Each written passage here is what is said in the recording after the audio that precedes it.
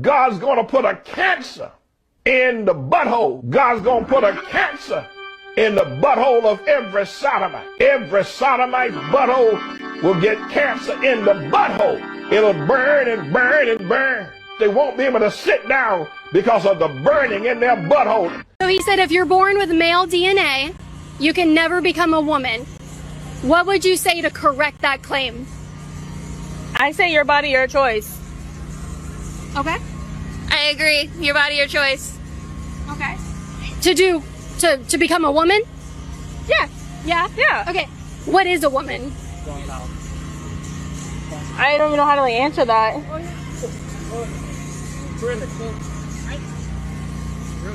Gender's not a construct, so. Right.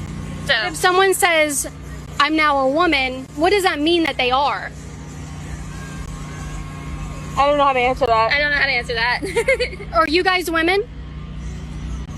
I'm whatever I want to be. Right, but are you a woman? Not necessarily. Okay. Oh, I'm sorry. What are you? They, them. They, them? Yep. Okay, so you're neither male or female. I don't know what I identify as anymore. Okay. So. What have you identified as in the past? She, her.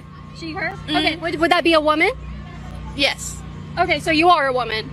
Sure. Okay, well, I guess you identify as a woman. I don't want to answer this anymore. Rockefeller was so amazing. He got most people thinking that most of the schools in Atlanta are HBCU schools. Mm-hmm. Rockefeller? A lot of people think that Spelman is an HBCU school. It's not? Nah. You Spelman's ready? not an HBCU? Watch what I'm about to tell you. You ready? Mm-hmm. Spelman is Rockefeller's wife. They dropped the Rockefeller. Spelman. I don't know if any of this is true, but I'm You listening. better Google it right now. I know what I'm talking about. Spelman is Rockefeller's wife. Oh, Laura Spelman Rockefeller. Laura Spelman Rockefeller was an American abolitionist, philanthropist, school teacher, and prominent member of the Rockefeller family. Her husband was Standard Oil co-founder John D. Rockefeller.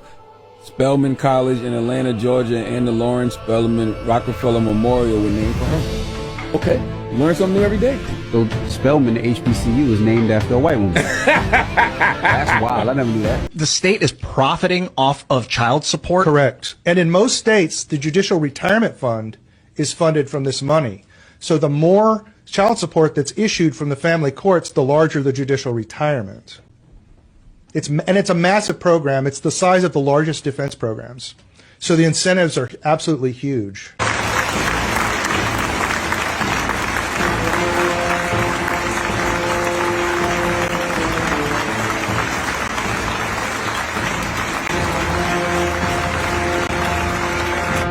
I need somebody to explain to me why I can eat bread in Spain and in Greece, Italy, no problem.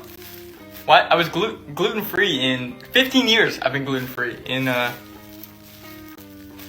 Canada, America. Can't eat it. That's because in America, what we call bread can't even be considered food in parts of Europe. See, here in America, it's not so much the gluten as what we've done to the grain. About 200 years ago, we started stripping the bran and germ, or the fiber and nutrients, to make flour shelf-stable, also nutritionally dead. Because the nutrients were gone, we enriched it with folic acid, which a large majority of the population can't even metabolize, therefore many people experience fatigue, anxiety, hyperactivity, and inflammation. But then the bread wasn't white enough, so they bleached it with chlorine gas, and the bread didn't rise enough, so they added a carcinogen called potassium bromate, which is banned in several countries like Europe, the UK, and even China. Then we wanted to ramp up production, so we started using glyphosate to dry out the wheat before harvest, causing endocrine disruption and damaging your gut. So now you're bloated, brain fogged, tired, and blame gluten, but gluten is just the scapegoat. The real issue is ultra-processed, chemically altered, bleached, bromated, fake vitamin-filled wheat soaked in glyphosate. This isn't bread. This is. Stop wearing Crocs and other foam footwear. Here's why. They are a crock pot of chemicals. It's so unfortunate and misleading. They market EVA foam shoes like this as safe and non-toxic, and it couldn't be further from the truth. This is still plastic. It has additives, plasticizers, and dyes, which are toxic and endocrine disrupting, especially for children, and that's why moms, you need to share this with all your friends. Studies have shown that foam footwear has even tested positive for heavy metals like lead and cadmium. And here's the worst part. You're putting one of the most absorbable areas of your body right on these toxins, toxins. What this means when you wear Crocs is that you're inviting these toxins directly into your body and into your bloodstream, especially when you're barefoot. On top of that, these shoes have zero support, known to cause foot pain and even spinal problems. So if I were you, I would trash these chemical-based shoes for you and your children. They may be comfy, but they're toxic, and you can trade them out for zero-drop shoes that have a cork or natural leather base. Is it true that Bayer bought Monsanto? Yeah. So one of the biggest drug companies in the world bought one of the biggest chemical companies in the world that's spraying our food with everything, getting us sick by the day. And then where do we go?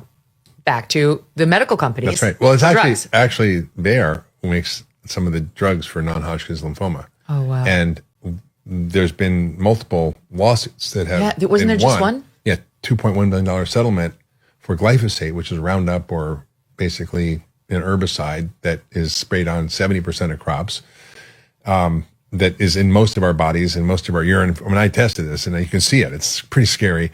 And they basically, on one hand, cause the disease, and then they, on the other hand, treat it with the drugs. It's a good business model. Glyphosate really scares me because one of the things you don't think about, even if you try to eat healthy, back to that guy who's carrying around his food everywhere, that billionaire, is what about when you go out to eat? You don't know. What about when your kids go to school? You don't know. I mean, it's true. I mean, you could, have your own garden in the backyard, but if you go out to eat or if you're out on the road, I mean, like you and I are out there and doing stuff, you can't always control where your food's coming from unless you're a billionaire with your own private chef in your kitchen that flies around with you on your jet.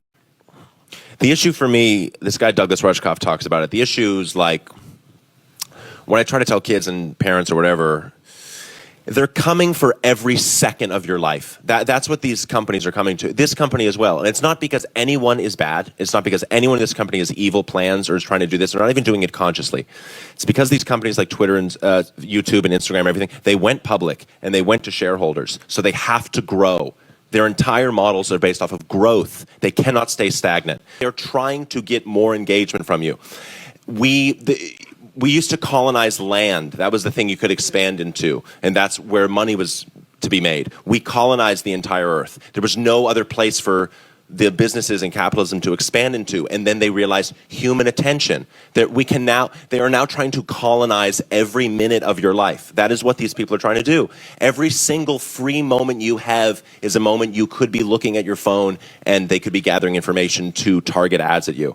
That's what's happening. So like as much as we can, have really good conversations and try to humanize the conversations, the mechanism of the business is rolling towards that just because of the market. So it's coming. It's coming for every free second you have. Okay, so about 6 years ago or so, Google bought Nest. Right. Now, some people know that, but what they don't know is that about a year or two later,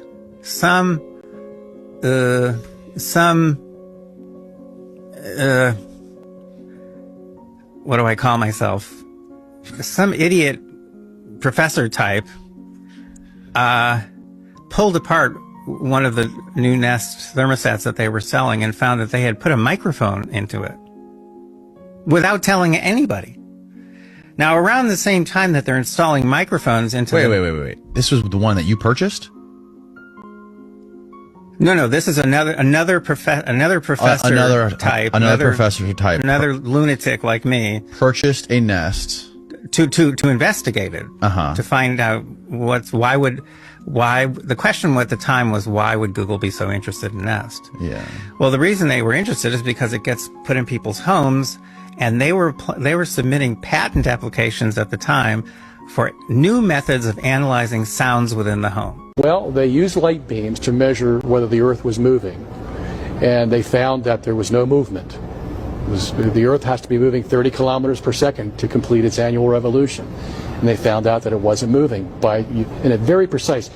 Michelson could have calculated it to 1/100th of what he got in his experiment. That's how sensitive his instruments were. What did the experiment involve in terms of apparatus, so we can get a concrete understanding of what they found? If the Earth is moving around the sun, and we shoot that light beam in the direction that the Earth is moving, okay, and then we shoot another light beam perpendicular to that, well, the one that's in the direction of the Earth's movement should be impeded in some way if it's moving through space, whereas this one that's going perpendicular would not be impeded. Why not? because it's not going through space. It's just going north and south. Okay. Okay? And what they found, they expected to have a 30-kilometer difference between these two light beams. There was no difference. So the natural interpretation, and even Einstein admits this, Mach admits this, Bohr admits this, the natural interpretation is that the Earth isn't moving. So how do we get out of that? Well, you invent special relativity.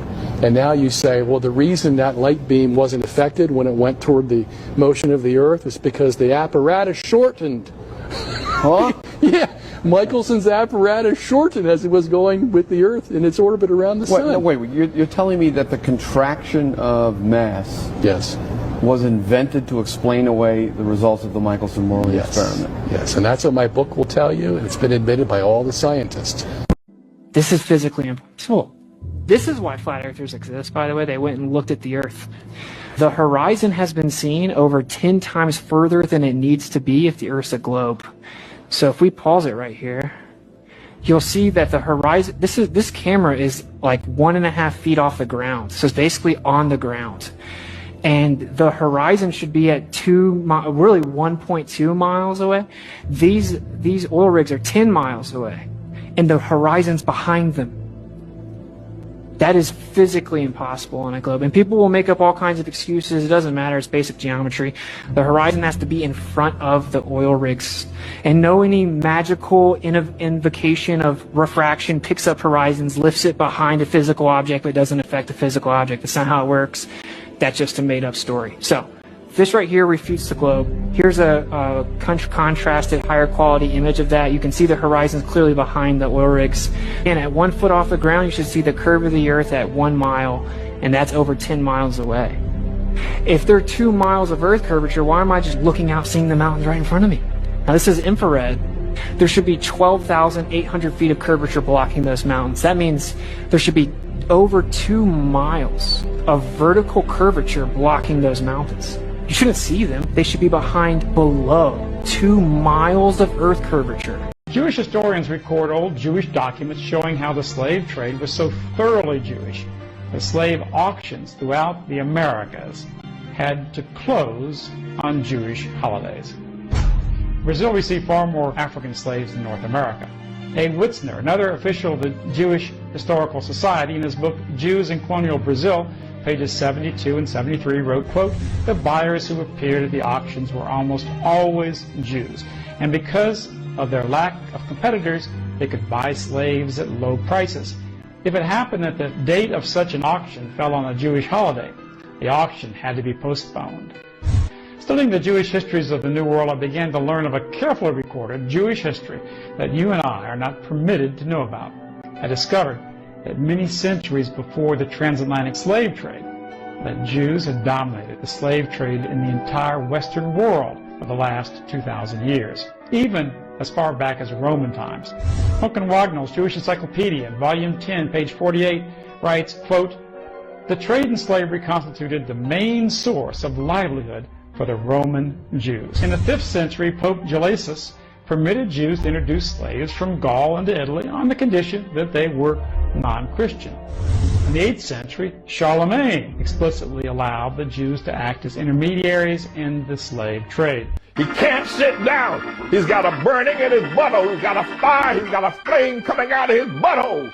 God's going to have a flame coming out of your butthole. You're going to have a flame coming out of your butthole. If you thought that AIDS was bad, you ain't seen nothing yet until you see the flaming butthole. Your butthole will be flaming, and you will not be able to sit down until you have a flame coming out of your butthole.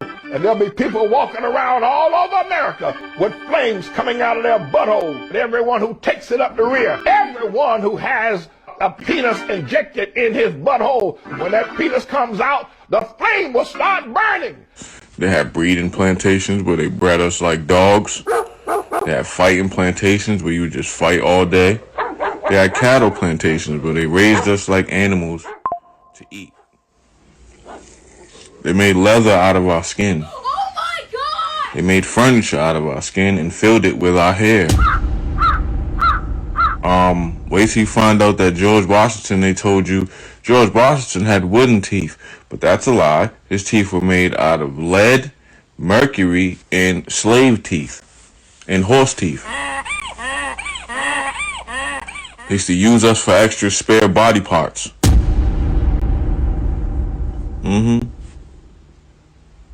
That slavery that they taught you in school is not really what happened, people. I just want y'all to know that. Is teaching white Americans how white slave owners raped, beat, humiliated, mutilated, murdered, and cannibalized their slaves. Accurate history is teaching that George Washington's false teeth were made out of his slaves' teeth.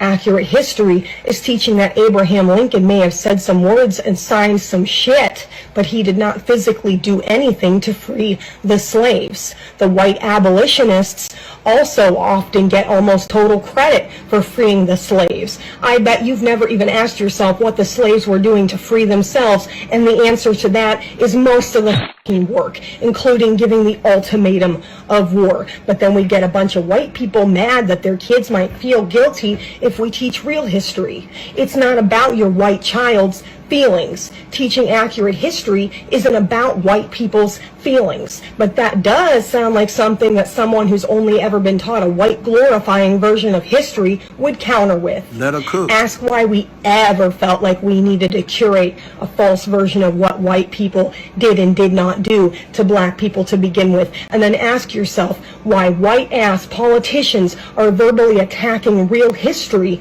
by calling it slurs, which is, by default, also the act of calling black people slurs.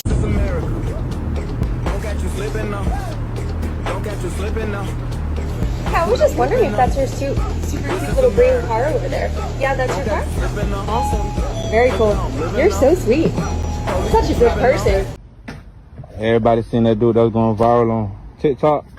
He was saying that ain't no bodies inside the graves. How he work on the graveyard and it ain't no bodies inside on. Some of the caskets be empty when they be digging them up. I'm starting to believe some of that. But this is a body. Like, I would open it up and show y'all, but they said it stank, so don't do it. But this is a whole body. We pulled it out this bucket. The body be coming in these buckets from the hospital, and they put them in this and then they send it somewhere and they burn them. All these barrels, those are bodies over there. We done stuck 2 bodies over there. I'm feeling like the mafia right now. Caught on surveillance and cell phone video, neighbor Adana Dean. You're a black person in a white neighborhood, and you're acting like one. Why don't you act like a white person in a white neighborhood? Who is seen holding her poodle in one hand and a stun gun in the other. Upset over the Joneses' 2-year-old pit bull, Dice. I don't want to see that dog outside. Well, he's going to be outside, because I have a right to have him just like every other person is. Adana then goes on to claim, I was raised in Oklahoma City, where there were tons of black people. But we're acting like what? You're acting like people that aren't normal. Normal to her is people that will lay down and submit to, unfortunately, her white privilege. The Joneses say in the 12 years living in the neighborhood, their interactions with the Deans have been pleasant, including an earlier encounter on Monday when Jarrett and his 13-year-old son Zaire took Dice for a walk. I crossed the street to get the Dean side of the story. Hi, are you Mr. Dean? Yeah. Hi, I'm Dion Lim. I'm from ABC7. After acknowledging Monday's incident, this is your wife, though, that's across the street. Yeah? He declined speaking to me. This was a minor incident, and that it's on TV now. And shut the door. Zaire and the family also now have a new slogan. We're gonna act black in our white neighborhood. What exactly are white people superior at? Insecurity, pretending, fear, being fearful of nothing, being ignorant, blame, letting their egos control their every move, superior at being dicks. I would just consider myself white American. It's just the norm. To be white is the good thing. It's the default race. You kind of get this feeling as you grow up that things belong to you. I won't have to deal with prejudice that someone who's Asian, someone who's black, someone who's Hispanic should have to deal with. That's my privilege as a white person. It's but it's true.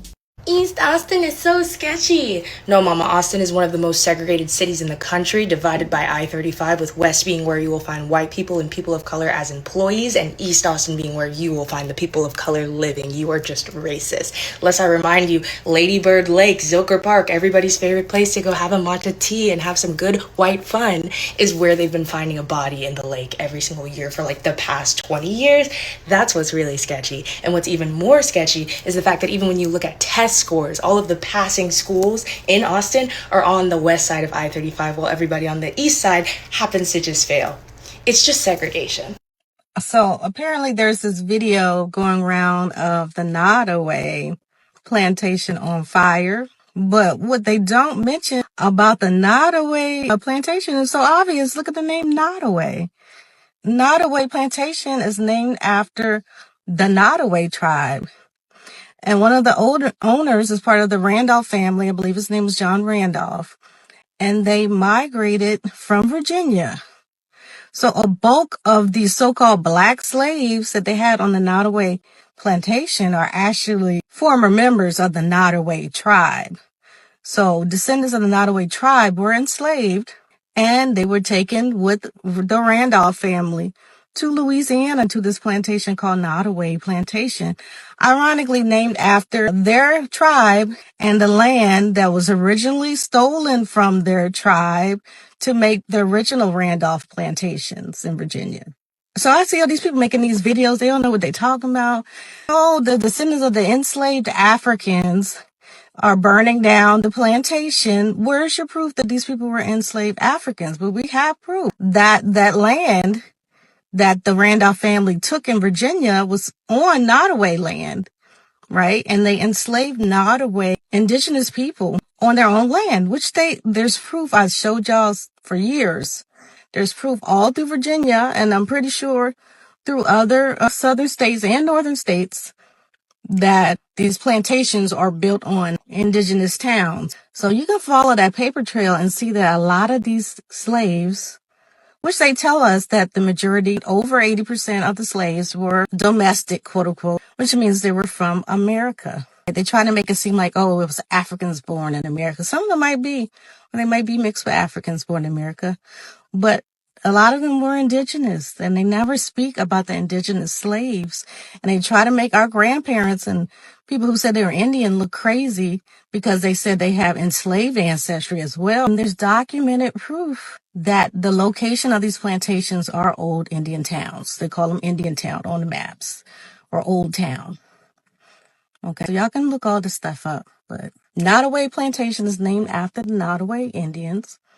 And this is something big that people are skipping over. It's a whole bunch of families that migrated from Virginia, but their original land was on top of these old villages. And they enslaved the majority of the people who couldn't flee, or the people who wasn't traded away, or the people who didn't convert to Christianity and be part of the society, which a lot of our free people of color ancestors did. They became Christian to protect themselves so they can still have a lot of that culture underground. The Holocaust in California. Beginning in 1846, over 150,000 California natives are slaughtered. Here are the architects of this genocide. John C. Fremont. He's responsible for killing thousands of Native Americans in California. Fremont would go on to become a U.S. Senator. The city of Fremont is named after him. Leland Stanford, the founder of Stanford University. He helped pass legislation in California legalizing the extermination of California Indians. He made his wealth through stealing Indian land. Serenus Hastings, founder of the first law school in San Francisco. Hastings financed and organized the killing of California natives. Read up on the Round Valley Massacre. Andrew Kelsey, who is responsible for the Bloody Island Massacre of Pomo Indians. Kelseyville, California is named after him. Peter Burnett, the first California governor. He repeatedly lobbied for the extermination of California Indians. These are your American heroes. If I ever hear another theory about aliens building the pyramids, I'm gonna lose it. It was black folks. Cope. Everything you have in your day-to-day life was created by black folks. Fashion, the little weasel Louis Vuitton himself appropriated every fabric pattern from all corners of Africa while sponsoring the Smurf Napoleon for his human zoo called Jardin d'Acclimatation in Paris. Where peeps from Congo, Zambia were exposed like animals. Denim industry was Levi's. The Sokoto Empire in West Africa was one of the biggest in textile, and the peeps were taken from there. Every music genre you can think of. Blues, jazz, hip-hop. I mean, where do you think Elvis got it from? The Greeks went to study in Africa. Said there was no poverty, no hunger, no crime. Okay, so somebody sent the memo to this sellout. Hi, my name's Kylie, and here are the top 5 phrases that white people use to indicate they are a closeted racist. I was raised around a lot of racist white people, and so these are the phrases that people would use in public, and then in private they would be incredibly racist. Number 1, I'm not racist, I treat everybody the same. And although they treat everyone the same, they are the people who often spew the most racist and hateful stereotypes in private. Number 2, I just care about the economy. No, you only care about preventing black, brown, queer, or disabled people from accessing healthcare, and then you go home to your white family and your white kids and you start saying slurs and convincing your kids why they shouldn't marry a person of color. Number 3, I don't like identity politics. Oh, you mean when it's not about you? Because whiteness is already centered in every other aspect, so the one time it's not, you get mad. Number 4, why does everything have to be about race? Because everything is about race. Because quite literally anything that you can think of in America is rooted in race, tipping culture, the naming of streets, gentrification. And number 5, I just think people should follow the law. You mean the law that is inherently racist and that criminalizes blackness or that has banned indigenous practices and celebrations? Right. Me, like I'm a American, I'm Jamaican, don't kill me here. Go kill a black American. I'm American, don't kill me here. No one's gonna get hurt, you're good. 40. You don't know the year? The year? Oh, brand new? Like what, 2022 or 24? They still make them? Where at? Like there's a... Oh, so 2025. And that's all they make so far? Coinbase, 2025, brand new. So this one's 30, 63, 40, and that one is 20. Interesting. Here we go. Thank you. Not really, but okay, let's keep walking. We're here back at the flea market, and you can see we're gonna start finding a lot of these. And typical salesperson. $19. This one is 40. You guys know that gentrification is like a real freaking thing, and I found out there's a strategy that they use to like get rid of all these houses. One clever way that they do it is, number 1, like houses in the hood, they don't charge for like water. Like you pay for rent, but on the utility bills they don't put any water bill charges at all, and then they let it accumulate over time, over and over again, and then they eventually bring it to the county and they're like, hey look, all these houses in this certain area have not been paying off their water bill. So you're gonna see articles that come out like this, or videos like this where it says DeKalb County has more than $100 million worth of like water bills that aren't there. And then they set up this weird thing where like, hey look, you guys need to go and pay all this money that we didn't charge you for like months to years, and then if you cannot afford this, then we have to like repossess all this stuff. So it's like, imagine like a water bill that you weren't expecting because it didn't show up. Like it didn't show up at all for a month, 2, 3, up to a year, up to 2 years, and all of a sudden they hit you with this massive bill and you're unable to pay it off.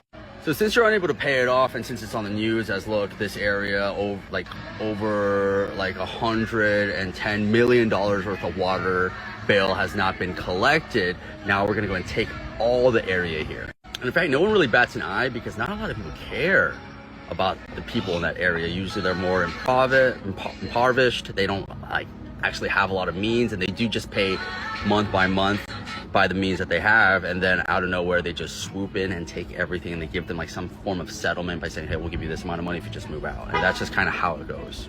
That man pulls that penis out of you, a flame is going to come out, and nobody will ever stick a penis in your butthole again because it will be on fire. You ain't seen nothing till you see the flame coming out of T.D. Jake's butt. Lightning bug got a flame coming out of his butt, and all flames shooting out of their behinds. You're going to see the power of God. Flame of fire is going to come out their butthole. 47 million people just had their race reclassified by the US government, and you probably weren't even told about it. So if you're multiracial, Latino, or mark some other race on the census, this is about you. So in March 2025, the Census Bureau quietly dropped something called the MARC files, and they're using it to rewrite the 2020 census data.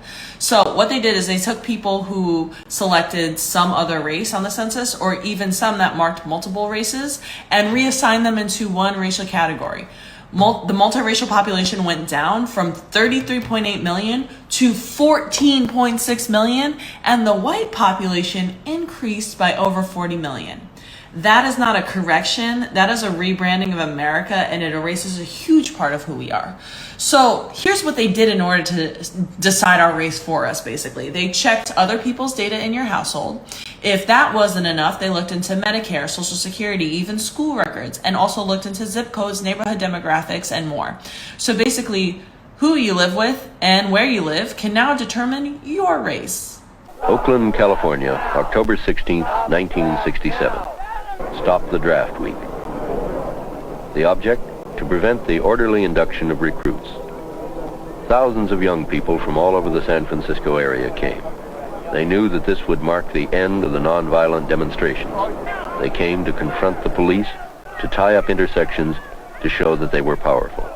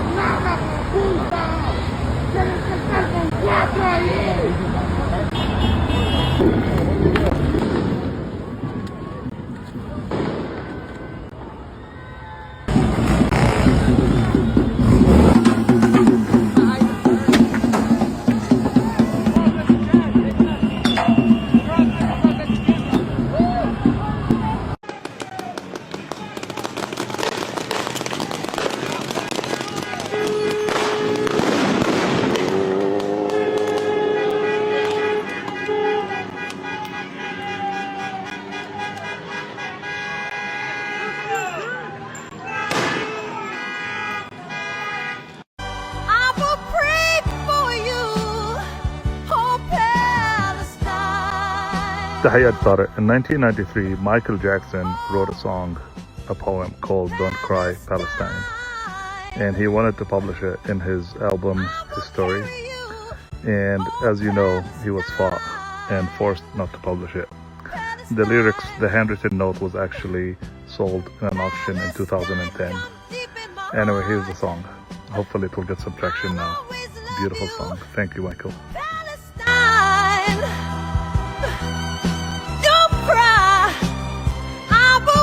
For you, oh Palestine, oh Palestine, oh Palestine, God's a place for you, and I believe in you.